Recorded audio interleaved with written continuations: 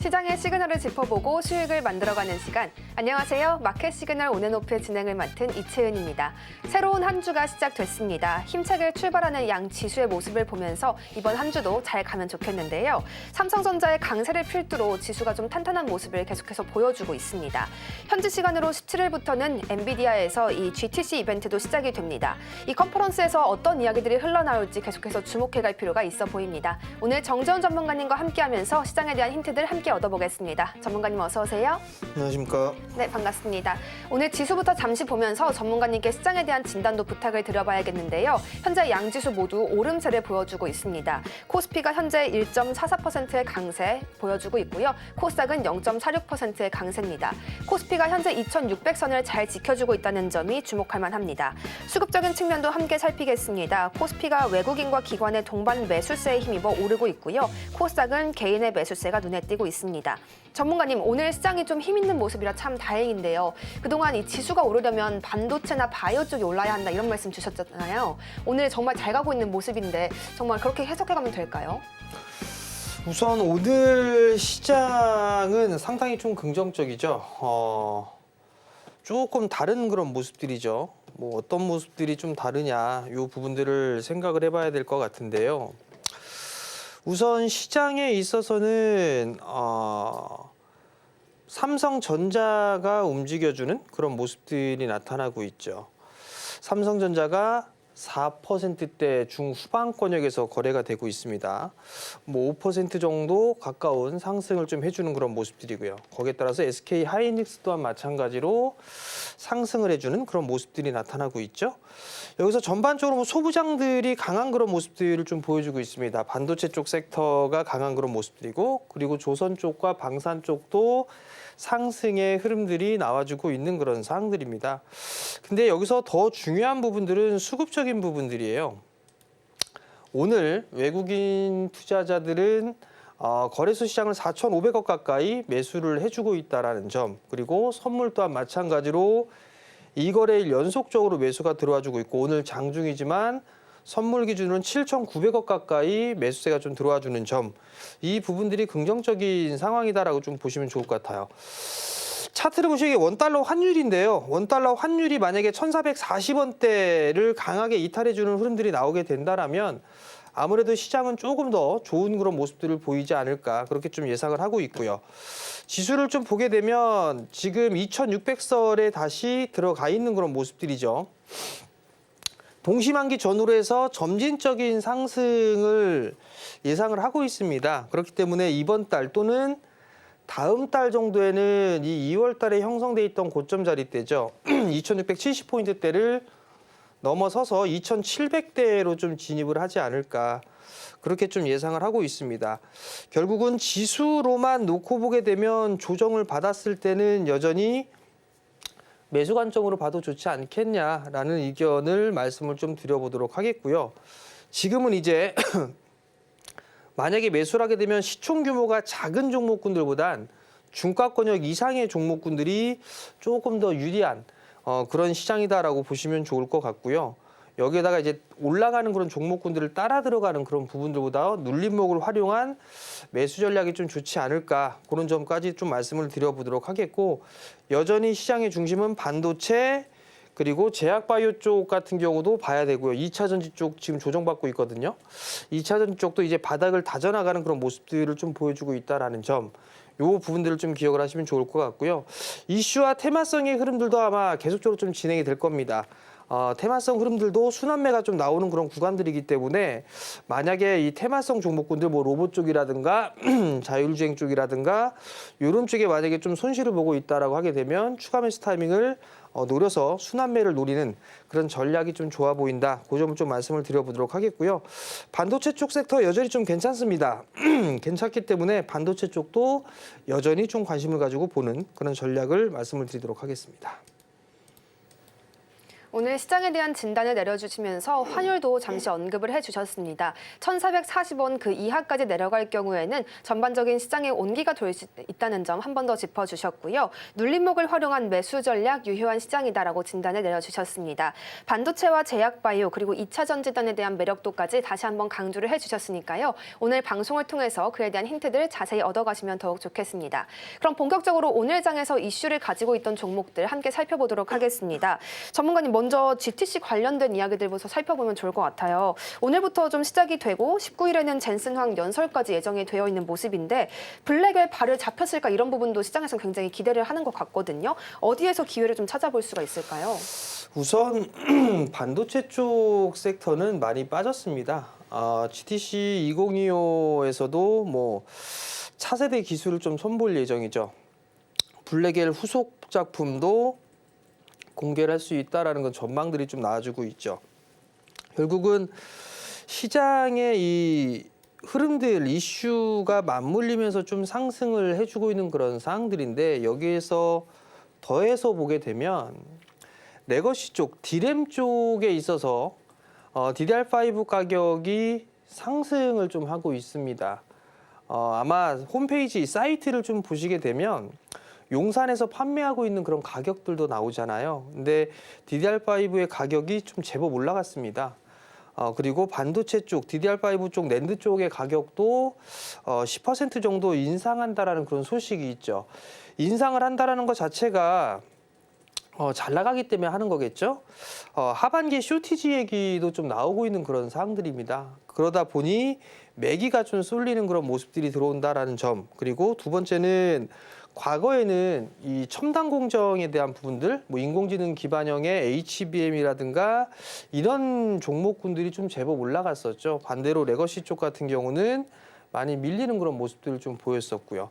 지금 밸류적으로 봐도 반도체 장비주들이나 이런 섹터들, 종목군들 중에서도 싼 종목군들이 좀 상당히 많이 있습니다. 그렇기 때문에 그런 종목군들은 좀 더 반등이 나올 가능성이 높다라는 점을 좀 말씀을 드려보도록 하겠고요.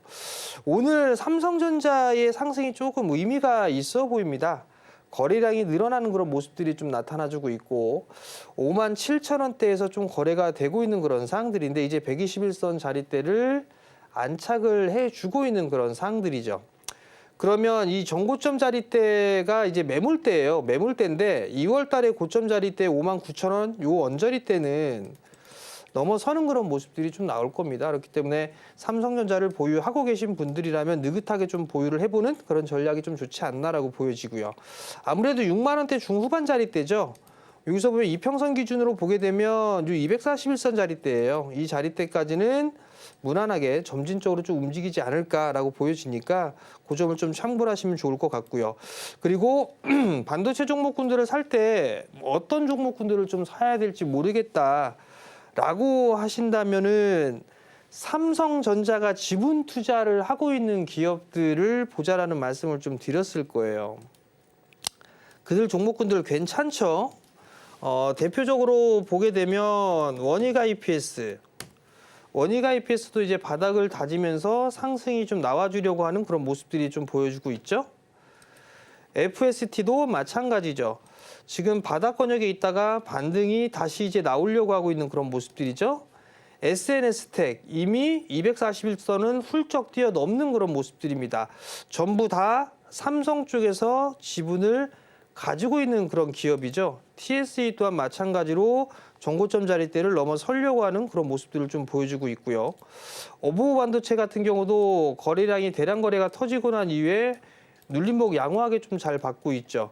이런 종목군들 위주로 좀 보면 좋지 않을까 싶어요. 그리고 지분이 좀 제일 많이 갖고 있는 여러분들한테 소개를 시켜드렸던 종목 YC 같은 경우도 11%대 급등을 좀 하고 있는 그런 모습들이죠. 결국은 그러니까 이거예요. 하이닉스하고 삼성전자만 놓고 보게 되면 하이닉스 계열이 많이 올라갔어요. 뭐 HBM 때문에. 근데 삼성전자가 오늘 상승을 이렇게 큰 폭으로 해주는 그런 모습들을 봤을 때 엔비디아 쪽에 있어서 HBM이 퀄테스트가 통과를 하는 부분들인가? 라고 좀 생각이 좀 들어요. 그 부분들 때문에 외국인 쪽도 매수가 좀 유입이 되는 부분들이 아닌가라고 생각이 들거든요. 그러면 삼성전자는 여전히 좀 보유를 해봐야 되는 그런 사항들이고 삼성전자와 연관이 되어 있는 그런 기업들도 여전히 좀 봐야 되지 않을까 그런 좀 생각이 들거든요. 그렇기 때문에 삼성전자 지분 투자 기업들 계속적으로 좀 보시면 좋을 것 같고 그다음에 주문형 반도체 쪽도 흐름들이 좀 나올 수가 있어요. 전반적으로 반등이 다 나올 겁니다. 반등이 나올 건데 많이 힘들었던 쪽 섹터들이 지금 레거시 쪽 이런 쪽하고 시스템 반도체 쪽이잖아요. 그럼 뭐 예를 들어서 뭐 자람 테크놀로지라든가 아니면 뭐 에이징 랜드라든가 이런 것들이 다 칩 관련주죠. 텔레칩스라든가 퀄리타스 반도체 그다음에 AD 테크놀로지 이런 기업들도 다 칩 관련주예요. 시스템 반도체 쪽이죠.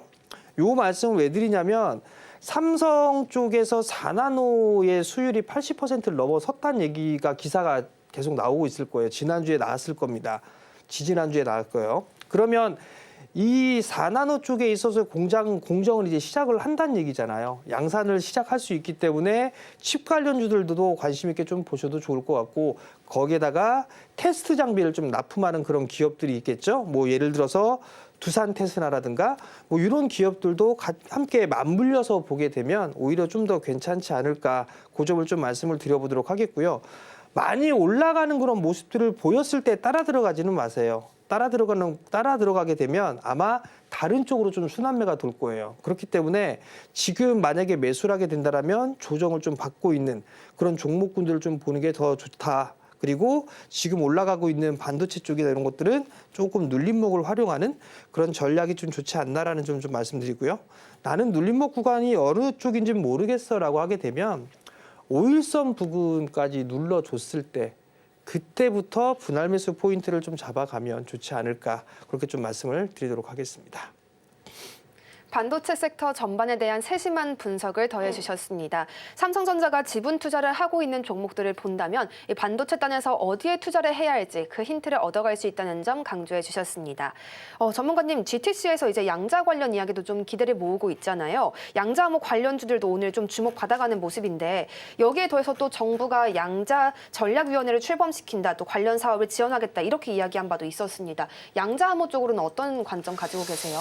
양자 쪽 같은 경우도 우선은 성장을 해 나갈 거다라는 기대감이 일단 큰 것 같아요. 사실 실적이라든가 이런 부분들은 크게 나오고 있는 기업이 거의 없습니다. 그렇기 때문에 이 테마성의 흐름들로 좀 봐야 되지 않을까 그 점을 좀 생각을 하고 있고요. 대장주가 일단은 이 ICTK라는 기업이에요. 오늘 갭상승 출발을 하고 난 이후에 음봉으로 떨어지는 그런 모습들을 좀 보여주고 있는데 박스 상단 자리대를 좀 넘어가는 그런 모습들을 보여주고 있습니다. 요 자리대를 회귀하게 된다라면 다시 깨고 내려가게 된다라면 조금 리스크 관리를 좀 해야 되겠죠. 그 이외에 이제 뭐 QSI라든가 엑스게이트라든가 이런 기업들 같은 경우는 반등이 좀 나와줄 수도 있는 그런 차트의 모양새예요. 그렇기 때문에 단기적으로 좀 보는 그런 전략을 좀 말씀을 드려보도록 하겠고요. 코이버 같은 경우는 이격이 좀 좁혀져 있는 그런 상황들이니까 이런 거 같은 경우는 눌림목 매수 포인트를 좀 잡아도 괜찮아 보여요. 뭐 ALT 같은 경우도 나쁘진 않아 보이고요. 단기적으로 보는 부분들에 있어서는. 근데 제가 만약에 양자 쪽을 한다라고 하게 되면 양자 쪽의 자회사를 좀 보고 있는 솔리드가 제일 낫지 않을까 싶어요. 왜냐하면 이 솔리드 같은 경우는 통신 장비 쪽 섹터거든요. 그렇게 되는데 이 기업 같은 경우는 실적이 되게 잘 나와요. 실적을 보게 되면 5G 쪽, 통신 장비 쪽 섹터들 같은 경우는 실적이 잘 안 나오죠. 근데 솔리드 같은 경우는 23년도에 최고 실적을 냈죠. 올해 이제 400억대, 영업이익 400억 가까이를 낼 것으로 예상을 하고 있어요. 그렇기 때문에 이 솔리드가 지금 조금 더 투자를 하기엔 적합하지 않을까. 61선 좀 지지를 해주고 있고 실적 나와주고 있고 통신 장비 쪽으로도 이슈가 충분히 좀 될 수가 있을 것 같거든요. 그리고 양자까지도 얹어놓게 된다라면 이런 기업들이 오히려 탄력을 좀 받을 수가 있을 거예요. 그렇기 때문에 나는 좀 안전한 거라고 싶다라고 하게 되면 솔리드를 보시는 게 어떨까 그렇게 좀 말씀드리겠습니다. 종목별로 어디에서 매수 포인트를 잡아갈 수 있을지 분석을 더해 주셨습니다. 양자 관련 종목들은 이 기대감으로 움직이는 바가 크다는 점 다시 한번 기억해 주셔도 좋겠습니다. 전문가님, 오늘 로봇 섹터 내에서는 또 유독 T로보틱스가 굉장한 활약을 해준 모습이었거든요. 이 레인보우 로보틱스랑 손잡고 랠리를 이어갔는데 어느 종목이 이를 또 따라갈 수 있을지 궁금해요. 저도 궁금해요. 뭐가 움직일지. 그러게요. 근데 우선은 봐야 될 부분들은 방송에 나와서 이렇게 여러분들한테 말씀을 드릴 때 가장 좋은 거는 많이 올라가고 있는 종목군들이 더 갈 겁니다라고 얘기를 하면 그게 더 좋을 거예요. 왜냐하면 눈에 들어오니까. 근데 이제 그런 측면에서 보게 되면 뭐 레인보우 로보틱스나 유일 로보틱스나 뭐 이런 종목군들을 얘기하겠죠. 로보티즈나 뭐 이런 기업들인데 우선 이런 기업들 같은 경우는 이제 다시 이격이 이제 슬슬 벌어지기 시작을 하고 있어요. 로보티즈 같은 경우는. 레인보우 로보틱스 같은 경우도 꺾여 내려온 상황인데 이게 반등 났다가 여기서 바로 움직일 수는 없어요. 여기서 바로 이렇게는 못 갑니다.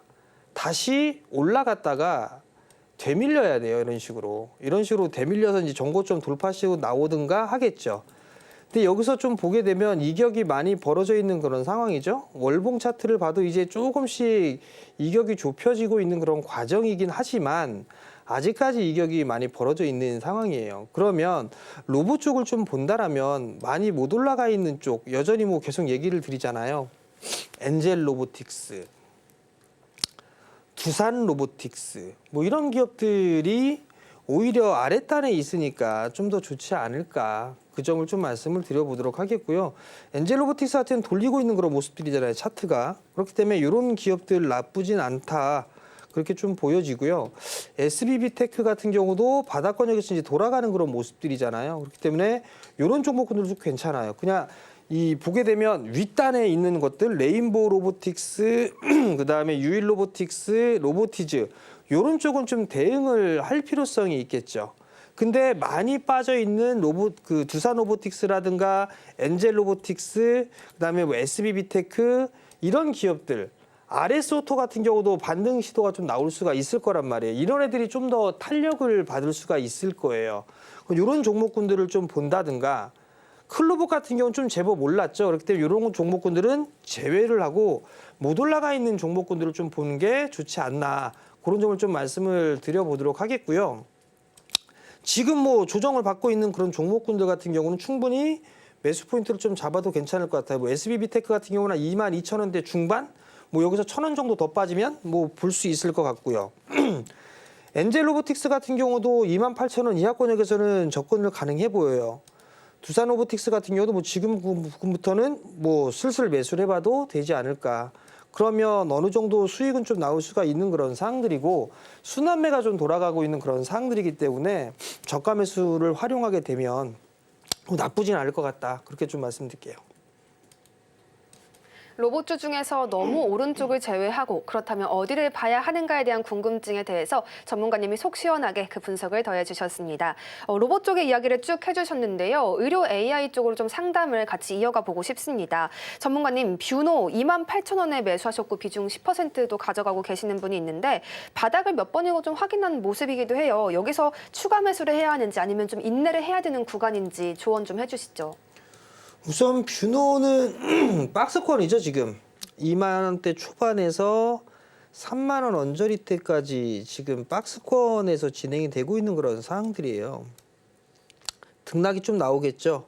여기서 좀 등락이 나올 수는 있을 것 같은데 추가 매수 타이밍을 좀 잡아봐야 되지 않을까 싶어요. 28,000원에 10%면 요 지금 박스권 상단에 부딪힌 거란 말이에요. 그러면 22,000원대 초반? 22,500원 이하? 그 자리대로 밀리게 된다라면 이 구간부터는 조금 추매를 해서 단가를 낮추는 게 좀 좋을 것 같아요. 그러면 평단이 25,000원대 초반이나 그 이하로 아마 떨어지게 될 거거든요. 그럼 아마 여기에서 부딪힐 거예요. 아마 저항 자리대가 될 겁니다. 그러면 25,000원 언저리가 되게 되면 매수가까지 올라오겠죠. 그러면 추매한 거를 매도를 하고 그리고 나머지만 28,000원 매수가 정도 때, 28,000원 정도 때까지 1차적으로 좀 보고 대응하는 전략을 좀 말씀을 드리도록 하겠습니다. 뷰노에 대해서는 추가 매수 타이밍 잡아보자 이렇게 이야기해 주시면서요. 자세한 가격 전략까지 더해 주셨습니다. 참고하셔서 수익권 들어가시면 더욱 좋겠습니다. 다음으로는 저희 원전 쪽의 이야기도 조금 더 나눠보겠습니다. 이 체코의 본 계약이 임박했다라는 소식 덕분에 또 원전 쪽이 다시 한번 주목을 받기도 하는데요. 지난주 같은 경우에는 두산 에너빌리티와 BHI 쪽으로 외국인의 러브콜이 쏟아지기도 했습니다. 하지만 국내 정국에 따른 우려감도 약간은 혼재하고 있는 상황이라서 여기서 우리가 어떤 전략들 더해가면 좋을지 전문가님께 여쭤봐야겠습니다. 전문가님, 원전주의 성장성에 대해서 좀 여러 번 언급을 해주셨잖아요. 오늘 또 기회를 찾아갈 수가 있을까요? 원자력 쪽에 있어서 이 중요한 부분들은 미국하고의 협업이 가능하다라는 거예요. 조선이나 방산이나 이런 쪽 같은 경우가 미국 쪽하고의 협업, 그리고 플러스 알파가 있죠. 그런 것처럼 원자력 쪽도 마찬가지로 미국 쪽하고의 협업은 충분히 할 수가 있어요. 거기에다가 이제 SMR에 대한 성장성, 요것도 플러스 알파로 좀 볼 수가 있을 겁니다. 체코원전이 보니까 기사를 보게 되면 이번 달 말에서 다음 달 4월 달 초에 이제 최종 계약을 진행할 거다라는 그런 기사들이 계속 나오고 있습니다. 근데 오늘 주가의 흐름들이 좀 약하죠. 순환매로 좀 봐야 될 것 같아요. 반도체 쪽하고 그다음에 조선 쪽과 원전 쪽이 움직이다가 보니 그쪽으로 좀 자금이 쏠린 그런 상황들이고, 그러다 보니 이제 조금 움직였었던 원자력 쪽도 밀리는 그런 모습들이 나오고 있는 그런 상황들인데, 전반적으로 다 밀리고 있는 그런 상황들이에요. 근데 여기서 이제 얘기가 나오는 부분들을 보니까 체코 원전 이 수주를 했을 때 60%를 현지화를 요청을 했었거든요. 체코 쪽이. 그러면서 이제 아마 계산기를 막 두들기고 있겠죠. 그렇게 된다라면 만약에 우리나라 쪽에 수혜를 받을 수 있을 건가? 수혜는 받게 된다라면 얼마만큼 받을 수 있을 것인가? 그 부분들도 아마 시장에서는 좀 고민을 하지 않을까. 그리고 과거에 이제 이 아랍에미레이트 쪽에 있어서의 수주를 했었잖아요. 근데 이제 거기가 조금 문제가 됐었죠. 수익성이 오히려 떨어졌고 적자가 났다. 그러면서 서로 이제 한전 쪽과 다툼이 좀 있죠. 그런 부분들에 있어서의 우려감, 뭐 이런 부분들이 복합적으로 좀 작용하는 그런 부분들이 아닌가 싶어요. 결론은 그런 것들은 다 그냥 걱정거리죠. 그렇기 때문에 SMR의 성장이라든가 이런 부분들을 놓고 보면, 그리고 미국 쪽하고의 협업 이런 부분들을 생각해 봤을 때는 원자력 쪽도 봐야 될 그런 섹터 중에 하나예요. 그렇기 때문에 조정을 지금 받고 있죠. 어디에서 어떤 종목을 어디에서 좀 사볼까, 그런 것들을 좀 고민하는 그런 시기로 좀 봤으면 좋겠다. 이렇게 좀 말씀을 드려보도록 하겠고요. 보면 현대건설 같은 경우도 보면, 자, 현대건설 같은 경우를 보게 되면 최근 들어서 상승을 했죠. 이렇게 SMR에 대한 기대감들이 있습니다. DL, ENC 마찬가지로 원전 쪽에 있어서의 수혜 기대감, 이런 부분들이 있어요. 근데 기사거리를 좀 보게 되면 대우건설, 팀코리아 이 부분들을 보게 되면 대우건설도 좀 들어가 있는 그런 사항들이거든요.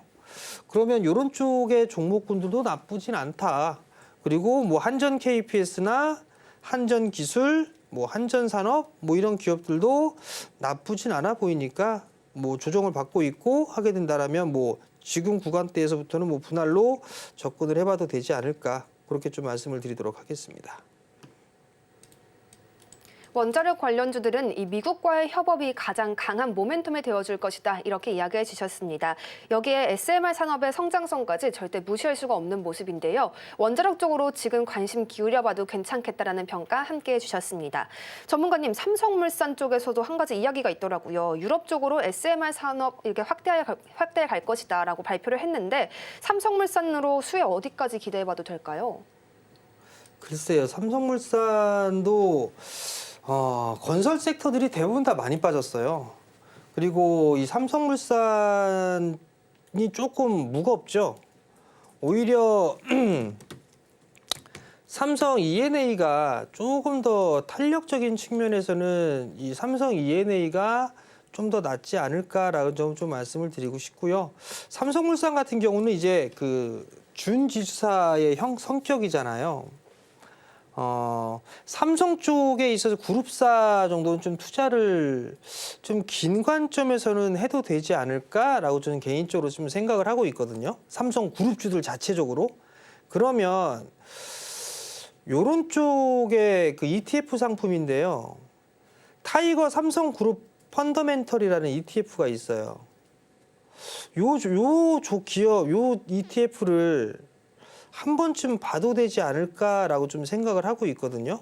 왜냐하면 삼성전자 주가 많이 빠졌어요. 그리고 삼성 그룹주들 자체적으로도 되게 많이 빠졌습니다. 그렇기 때문에 만약에 나는 삼성 그룹 쪽에 투자를 하고 싶어라고 하게 되면 요 ETF가 저는 괜찮아 보이거든요. 그렇기 때문에 이 ETF를 오히려 삼성물산 딱 하나를 하는 것보다는 차라리 삼성그룹 전반적으로 움직일 수 있는 이 ETF를 한 번쯤은 매수를 고민해 보시는 게 어떨까, 그 점을 좀 말씀을 드리도록 하겠습니다. 전문가님, 그러면 ETF는 좀 중장기 투자로 보고서 가져가면 될까요? 중장기로 봐야겠죠. 일단 그렇군요. 단기적으로 뭐 단타 칠 것도 아니잖아요. 이런 대형주 갖다 단타 칠 게 아니니까. 네. ETF 같은 경우 좀 여유 있게 보는 전략이 좀 좋지 않나 싶습니다. 좋습니다. 삼성물산은 좀 무게가 있는 종목인 만큼 삼성 E&A가 오히려 주가 측면에서는 나을 수 있다라는 이야기 해주시면서요. 이에 더해서 또 타이거 삼성그룹 펀더멘털 ETF 상품을 통해 이 삼성그룹 전반에 대한 투자를 좀 중장기적으로 이어가는 것도 괜찮은 관점이 될 수 있다라고 제시해 주셨습니다. 전문가님, 한전산업에 대한 종목 상담도 좀 부탁을 드리겠습니다. 12,400원에 매수하셨고요. 비중은 15% 가져가고 계시는데요. 이 현재 가격을 살펴보면 1,610원 부근에서 움직이면서 4% 넘게 빠지고 있는 모습입니다. 전문가님, 추가 매수를 한다고 하더라도 바닥을 좀 확인을 해야 될 텐데 지금 구간에서는 어떤 전략이 필요한가요? 지금 뭐 보유죠. 12,400원에 15%를 매수를 했어요. 자, 그럼 여기 보면 여기에 이거 전에도 한번 상담해 드렸던 것 같은데 여기 갭 하나 있어요. 여기. 그러면 10,000원짜리 때까지도 빠질 수도 있습니다. 요 10,000원 살짝 이탈을 할 수도 있어요. 가장 이상적인 건 요 저점 안 깨는 거예요. 요 저점을 요 3월 중순에 있었던 요 저점을 안 깨는 게 중요한 부분들인 것 같고, 만약에 이걸 깨는 모습들이 나오게 되면 10,000원을 깨는, 한 번쯤은 깨는 모습들이 나올 수가 있습니다. 그럼 그때 뭐 추가 매수를 하든가 그렇게 좀 보는 게 좋지 않을까라는 점을 좀 말씀을 드려보도록 하겠고요. 뭐 원전 쪽에 있어서는 여전히 이슈거리가 충분히 있으니까 지금 구간에서는 15% 비중이면 충분히 보유를 해봐도 나쁘진 않다. 박스권으로 13,000원대는 좀 넘어갈 수 있을 것 같습니다. 그렇기 때문에 지금은 그냥 보유를 하는 전략이 좀 좋고, 만약에 10,000원을 깨는 흐름들이 나오게 된다라면 그때 뭐 추가 매수 포인트를 잡든가 하는 전략이 좀 괜찮지 않을까 싶습니다. 한전산업 저점을 깨게 된다면 10,000원 그 이하 권역까지 내려갈 수 있는 구간이기 때문에 조금 더 보유하시면서 주가의 동태를 살펴보실 필요가 있어 보입니다. 이후에는 또 13,000원까지 오를 수 있는 가능성이 있는 만큼 조심히 보시면서 보유해 가시는 쪽이 좋겠습니다. 전문가님, 다음으로는 바이오 쪽도 같이 여쭤보겠습니다. 유럽 폐암학회 초록이 20일에 공개된다는 소식 때문에 이 바이오 쪽으로의 기대감도 함께 포착이 되고 있는데요. HLB나 유한양행 또 알테오젠 쪽으로 기대감 함께 모이고 있습니다. 전문가님, 오늘 장에서는 바이오 전략 어떻게 더해가면 좋아요? 글쎄요. 심히 우려되는 부분들은 HLB가 이번 주에 결과가 나오거든요. 잘 나왔으면 좋겠어요. 잘 나와서 위로 그냥 솟았으면 좋겠습니다.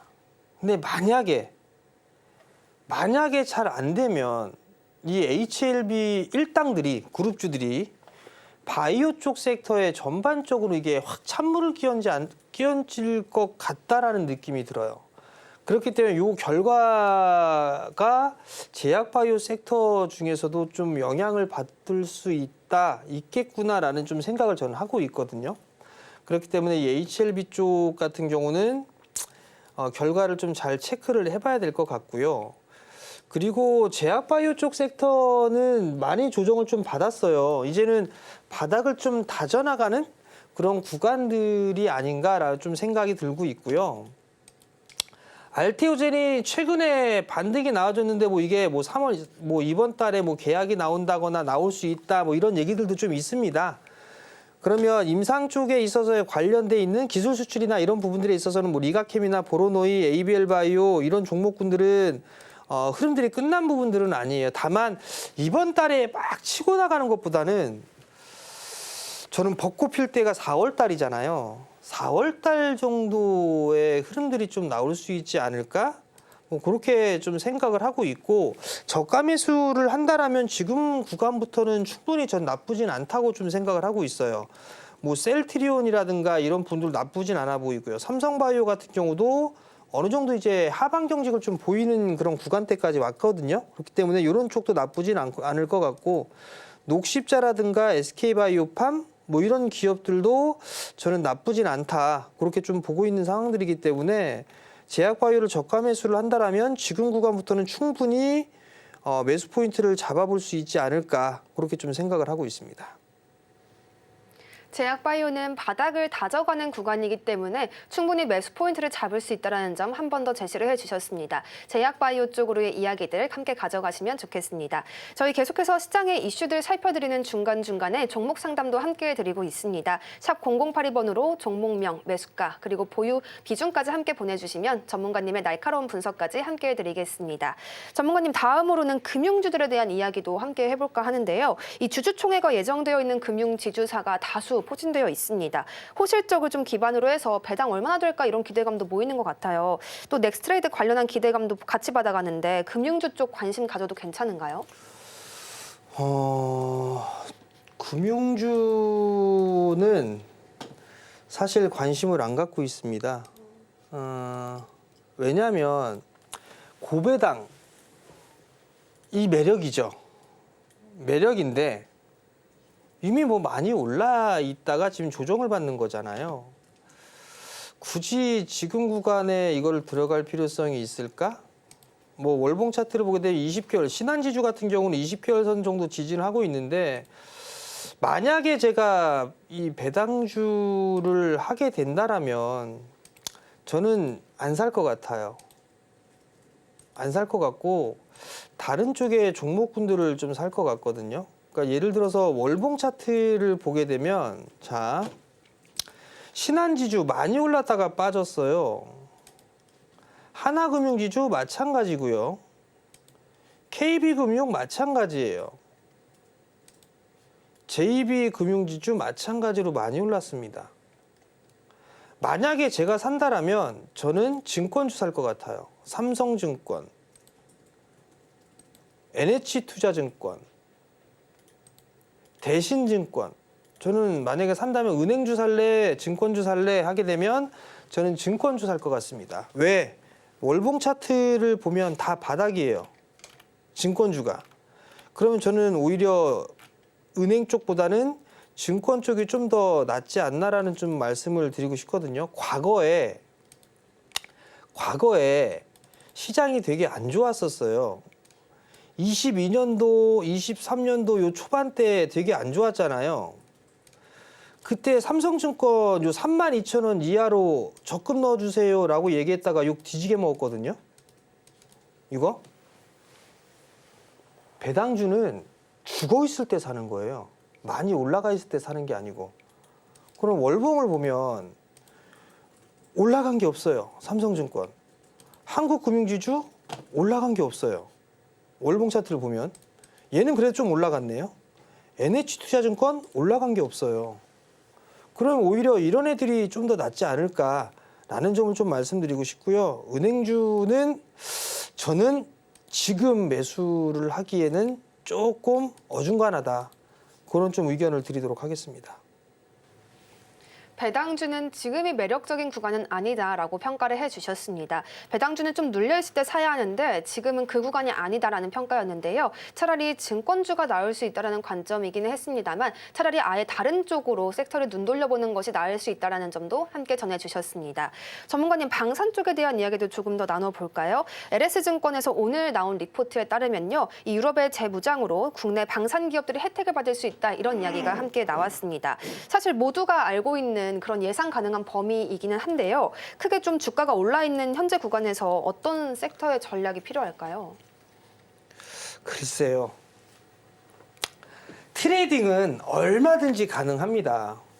트레이딩은 얼마든지 가능하지만 이게 대응을 할 수 있느냐 없느냐의 차이예요. 하나회로가 또 신고가죠. 자, 하나회로를 5만 원, 4만 원대 후반 요때부터 투자를 시작을 했어요. 그런 상황에서 이렇게까지 올라가 있는 종목을 매수합시다라는 얘기를 못 하겠죠. 여기서 더 치고 가게 된다면 80만 원 돌파 시도도 나와줄 수가 있어 보입니다. 단기적으로 좀 보더라도 80만 원대 갈 수 있을 것 같아요. 근데 만약에 빠지면 그때 대응을 할 수 있겠느냐, 이걸 첫 번째 고민을 하셔야 돼요. 두 번째는 대응을 할 수 있다라고 하게 되면 얼마든지 들어갈 수 있어요. 뭐 손절하면 되니까 빠지면. 근데 너무 많이 올라가 있는 것들은 좀 부담스럽잖아요. 그러면 하나 시스템이라든가 뭐 이런 쪽은 나쁘진 않아 보여요. 하나 시스템, 현대로템 같은 경우도 조금 너무 많이 올라가 있는 그런 상황들인 것 같고, 그 이외에 그럼 다른 종목군들 좀 봐야겠죠. 조금 탄력이 떨어지지만 풍산 쪽도 나쁘지는 않아 보여요. 풍산 쪽도 나쁘진 않아 보이고, 그러면 대체적으로 이런 종목군들을 제외하면 나머지는 좀 쉽지는 않아 보입니다. 물론 유럽 쪽에 있어서의 시장 재무장한다 뭐 이런 부분들이 있었고 갑론을박이 좀 있어요. 유럽산으로 채울 거다라는 얘기들이 좀 많단 말이에요. 근데 과연 될까요? 징그럽게도 못 만들고 있는데, 우리나라는 납기 부분들에 있어서는 정확하죠. 엄청나게 빠르단 말이에요. 몇 년 동안 해봤자 몇 대 만들지도 못하는 그쪽에서 과연 유럽산으로 다 채울 수 있을까? 이것도 사실 물음표입니다. 그러면 어느 정도 이 방산 쪽에 있어서는 수혜를 좀 받을 수도 있는 그런 상황들인 것 같고, 또 하나는 미국 쪽에서도 우리나라 K방산 쪽에 있어서 수출을 할 수도 있을 가능성도 충분히 있습니다. 그러다 보니 지금 매기가 들어와 주고 있는 그런 상황들이에요. 결국은 조선 쪽과 방산 쪽 같은 경우도 지금 빅사이클에 들어가 있는 그런 상황들이지만 지금 구간에서는 누차 말씀을 드립니다만 트레이딩 관점으로 봐야 되는 그런 상황들이고, 상대적으로 뭐 덜 올랐던 종목군들이다라고 하게 되면 뭐 조선 쪽에 있어서 뭐 엔진 쪽, 뭐 STX 엔진이라든가 뭐 이런 쪽이 뭐 동방성이 좀 그렇고, 현대임스라든가 HD 현대마린 엔진이라든가 이런 쪽 같은 경우는 나쁘진 않아 보여요. HD 현대마린 솔루션 이런 것도 많이 빠졌단 말이에요. 이런 거 같은 경우는 좀 괜찮아요. 방산 쪽 같은 경우도 하나에로스페이스, 한국항공우주, 현대로템, LIG 넥스원 너무 많이 올라갔단 말이에요. LIG 넥스원 같은 경우는 최근 들어서 3월 달에 고점 치고 밀리는 그런 모습들이죠. 요 27만 원대 요 전후로 해서는 한 번쯤 접근해 볼 수 있을 것 같아요. LIG 넥스원 같은 경우. 왜냐하면 미국 쪽에 있어서 수출할 가능성도 있습니다. 그렇기 때문에 LIG 넥스원 같은 경우 좀 괜찮을 것 같아요. 또는 하나 시스템 같은 경우도 한 번쯤은 이 고점 돌파 시도는 나와줄 수 있지 않을까 싶어요. 그 이외에는 너무 많이 올라가 있어요. 그래서 여기서 체크를 해볼 거는 차라리 중형 섹터들로 매기가 확산이 될 수 있는지 그 부분들을 체크를 하고서 그런 쪽을 좀 보는 게 낫지 않을까, 그 점을 좀 말씀을 드리고 싶고, 계속 강조를 드리는 부분들이 미국하고의 협업이잖아요. 그러면 이러한 부분들이 다른 쪽 섹터로 전이될 가능성이 있어요. 그렇기 때문에 그러한 부분들을 좀 생각을 하면서 종목을 선정을 하는 게 좀 좋지 않을까, 그렇게 좀 말씀을 드리도록 하겠습니다. 유럽의 재무장과 관련해서 국내 방산업계가 수혜를 받을 수 있을 것이라는 관점에는 전문가님도 동의를 해주시고 계십니다. 하지만 언제 빠질지 모르는 높은 가격들을 형성하고 있다는 점, 또 즉각적이고 적절한 대응을 하기가 어려울 수 있다는 점들 때문에 지금 진입하는 관점에는 보수적으로 이야기를 해주시고 계십니다. 전문가님께서 앞서서 풍산도 잠시 언급을 해주셨는데요. 전문가님, 풍산이 사실 수출 비중 때문에 실적에는 좀 부진할 수 있다, 이런 예측도 나온다고 합니다. 하지만 그 주가 흐름은 괜찮거든요. 풍산 쪽으로 어떤 전략을 좀 세워갈 수가 있나요? 풍산이 일단 탄약을 만드는 기업이에요. 다른 쪽, 뭐 K9이나 아니면은 그 K2전차나 이런 쪽하고는 좀 다르죠. 자체적으로 탄약에 대한 부분들을 수출을 할 수도 있는 그런 가능성이 있는데, 어찌됐든 이게 조금 그 성장에 대한 폭이라든가 이런 부분들은 좀 떨어질 수밖에는 없어요. 그러다 보니 제일 약한 모습들을 보여주고 있는 그런 상황들이고, 그래도 순환매적인 측면으로만 보게 되면 7만 원대 돌파 시도는 나올 수가 있을 것 같아요. 요 자리대까지. 작년 10월 달에 이 고점 자리대가 7만 2천 원대잖아요. 요 자리대까지는 흐름들이 좀 나올 수가 있어 보인다. 다만 이제 만약에 지금 막 휴전 얘기, 종전 얘기 막 나오고 있잖아요. 만약에 그렇게 됐을 때 탄이나 이런 부분들도 수출을 할 수 있을까? 물론 풍산이 수출 많이 하고 있죠. 많이 하고 있는 그런 상황들이고, 이제 증설을 한 것도 알고 있어요. 그만큼 많다라는 얘기인데, 그 반면에 대해서 성장을 하지는 못하고 있어요.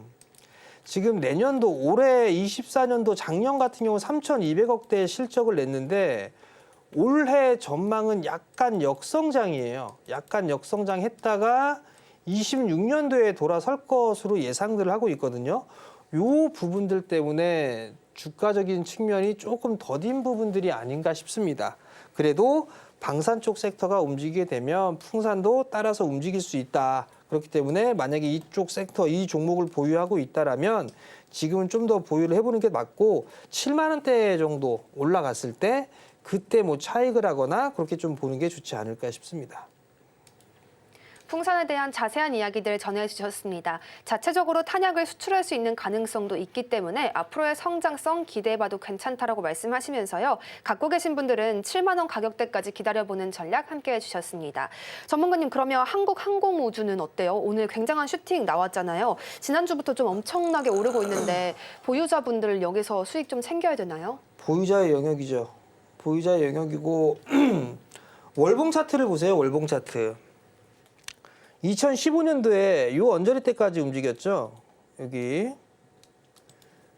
요 언저리 때까지 움직임이 나왔기 때문에 요 구간대에서는 챙겨야 될 자리죠. 일단 보유자의 영역으로 좀 보는 게 좋지 않나, 그 점을 좀 말씀을 드려보도록 하겠고요.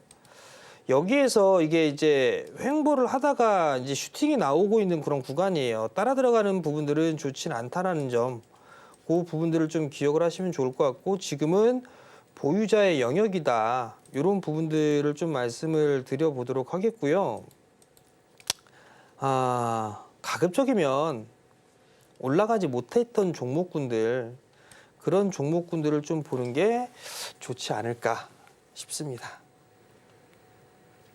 오늘 큰 폭으로 상승해줬던 한국항공우주에 대해서는요, 보유자의 영역임을 다시 한번 강조해 주시면서요, 또 월봉 차트를 보았을 때 지금쯤에서 좀 챙겨갈 만한 괜찮은 영역이다라고 이야기를 해주셨습니다. 이런 분석들 함께 챙겨가시면서 수익 실현하시길 바라겠습니다. 이제 종목 상담 들어와 있는 부분들 조금씩 살펴보면서 종목에 대한 더 자세한 전략들 전문가님께 부탁을 드려보겠습니다. 가장 먼저는 코오롱 인더인데요. 86,500원에 매수하셨고 비중 10% 가져가고 계십니다. 코오롱 인더 오늘 0.16%의 상승으로 31,750원 부근에서 거래 이어가고 있습니다. 전문가님, 코오롱 인더 정말 다양한 사업을 또 운영하고 있는 그룹인데 여기서 어떤 전략 좀 세워가야 될까요? 왜 물어보셨어요? 이걸? 제가 장담하는데 손절하세요라고 해도 이분은 손절할 분이 아니에요. 이분은 여기서 손절한다? 이건 일단 터무니없는 소리고. 그러면 자, 코오롱 인더 이 화학 쪽 섹터란 말이에요. 올해 일단은 더 개선되는 그런 모습들이 나옵니다. 지금 보게 되면 화학 쪽에 되어 있어서 화학 소재라든가 전자재료 뭐 이런 쪽으로도 진행을 하고 있단 말이에요. 아라미드 섬유 만들고 있는 그런 기업이고. 그러면 화학 쪽 섹터 중에서도 이제 낙폭과대가 나왔기 때문에 반등이 나오는데, 대형 그룹주들 뭐 현대, 삼성, 뭐 LG, 뭐 이런 한화, 뭐 이런 애들인데 코오롱 쪽은, 코오롱 그룹사들은 되게 조용합니다. 이것도 좀 뭔가 있지 않나라는 좀 생각이 들어요. 그런 지금 86,000원대니까 이거를 만약에 추가 매수를 한다라면 10% 갔다가는 안 될 것 같거든요. 시간도 좀 제법 걸릴 것 같고, 화학업황이 좀 개선되는 그런 모습들이 나올 수가 있는데, 그렇게 되면 어느 정도 반등은 나오지 않을까 싶어요. 그러면 지금이 86,500원이었어요. 86,500원에 매수를 했고 지금 단가가 3만 원대란 말이에요. 그러면 만약에 이걸 10%를 더 매수를 하게 된다면 평단이 한 56,000원 정도 때까지가 나올 것 같습니다. 거기에다가 지금 시간적인 부분들을 생각을 해본다라면 시간은 조금 걸릴 것 같아요. 그럼 이걸 추가 매수를 하는 게 나을까? 아니면 다른 쪽을 보는 게 나을까? 이것도 고민해 볼 필요성은 있을 것 같거든요. 이거는 요 55,000원대까지 움직이는 것도 올 한 해 내내 좀 봐야 되지 않을까 싶어요. 그러면 제가 권해드리고 싶은 거는 추가 매수를 해도 될 것 같긴 한데 시간이 상당히 좀 오래 걸릴 것 같습니다. 그럴 바에는 차라리 요거 그냥 내버려 두시고 많이 빠져있는 종목분들을 좀 매수를 해보는 게 어떨까, 그런 좀 생각이 들거든요. 뭐 하다못해 원자력 쪽을 좀 봐도 될 것 같고요. 아니면 2차전지 쪽을 좀 봐도 될 것 같고, 그런 쪽으로 좀 보는 게 좋지 않나, 그런 좀 생각이 들거든요. 그 점을 좀 참고를 하셨으면 좋겠고요. 아니야, 난 그래도 추가 매수하고 조금 여유 있게 기다릴 수 있어 라고 하게 된다라면 이 61선 언저리대가 3만 원 언저리예요. 이 3만 원 이하권역으로는 비중 한 10% 정도는 더 매수를 하셔도 될 거예요. 그렇게 되면 좀 시간이 걸리겠지만 5만 원대 중반 정도 때까지는, 요 23년대 고점 자리 때까지는 흐름들이 좀 나올 수가 있을 거예요. 그럼 요 자리대가 약간의 수익이나 아니면 수익으로 좀 매도를 할 수 있을 것 같으니까 그 점 좀 참고를 하시고 판단을 해보셨으면 좋겠습니다. 코오롱 인더에 대해서는 시간이 좀 필요하다라고 이야기해 주시면서요. 두 가지 전략을 더해 주셨습니다. 먼저는 추가 매수를 한 후에 좀 오랜 시간 기다리면서 수익을 일부 실현하는 방식이 될 수가 있겠고요. 또 두 번째로는 아예 다른 섹터로 눈을 돌려서 더 큰 수익을 도모할 수 있는 아직 오르지 않은 종목을 살펴보는 쪽으로 이야기를 더해 주셨습니다. 잘 판단하신 후에 이런 전략들 취해 가시면 좋겠습니다. 다음으로는 원익홀딩스에 대한 종목 상담도 이어가 보도록 하겠습니다. 가격은 2,865원에 매수하셨고요. 비중 5% 가져가고 계십니다. 이 원익홀딩스, 이전에 메타와 손을 잡고 로봇손을 개발한다는 소식과 함께 급등세를 시현한 적이 있었는데요. 많이 올라있는 모습입니다. 전문가님, 상담 주신 분께서 계속 홀딩해 가나요? 이렇게 물어보셨거든요. 어떻게 해야 되죠? 차트 대응하셔야죠. 지금 정보청권역 24년도 작년에 고점 자리 때잖아요. 지금 구간이 좀 매물대가 많은 구간이에요. 그리고 비중이 5%, 찔끔 샀어요. 찔끔 산 건 이렇게 잘 가. 왕창 산 건 더럽게 빠져. 요렇게 요 추세잖아요. 지금 요 저점 자리대를 요렇게 가고 있단 말이에요. 그러면 요 구간에서 여기 박스잖아요. 자, 사람의 욕심은 끝이 없습니다. 만약에 요 21선 4,400원, 요 4,300원 자리대가 깨지면 익절하세요 라고 얘기하게 되면 요 5,100원에 못 판 게 후회가 되고 5,000원에 못 판 게 후회가 되고 4,700원대 못 판 게 후회가 돼요. 더 올라갈 것 같거든. 그러면 지금 구간에서는 요 지지라인 때 4,300원 요 자리대를 깨면 그냥 익절이에요. 요거 깨면. 요 깨면 익절한다 생각하고 보면 될 것 같고요. 그리고 지금 구간대의 매물이 좀 많은 구간일 것 같거든요. 이거 제일 많은 구간이잖아요, 지금. 그죠? 요 구간대 매물 수화를 하고 나게 되면 그 다음 때가 요 6,000원 언저리가 될 거란 말이에요. 그렇기 때문에 목표치를 한 6,000원 정도 좀 잡아놓고 보면 되지 않을까, 그 점을 좀 말씀을 드리고 싶고요. 한 가지 팁을 알려드리면 바닥에서 잘 샀잖아요. 그죠? 이거 바닥에서 정말 잘 샀어요. 잘 사셨어요. 비중이 조금 약한 게 좀 흠이잖아요. 그럴 때는 요걸 어떻게 하냐면 저는 원금을 뺍니다. 원금. 무슨 얘기냐면 내가 이 종목 1,000만 원을 샀어요. 1,000만 원을 투자를 했어. 근데 50% 수익이 나서 1,500만 원이 됐어요. 그럼 그 1,000만 원을 뺍니다. 수익금만 가지고 계속 가져가는 거예요. 그렇게 해서 그 원금은 또 다른 종목을 찾는 거죠. 이런 것도 한 가지 방법이 될 수가 있으니까 참고를 하셔가지고 대응을 하셨으면 좋겠습니다. 오늘 저희가 준비한 내용은 여기까지입니다. 본 방송에서 제공하는 정보는 투자 판단에 대한 조언일 뿐 가치 판단과 상승 하락을 보장하지 않습니다. 저희는 내일 이 시간에 다시 한번 찾아뵙겠습니다. 함께해 주신 여러분 고맙습니다.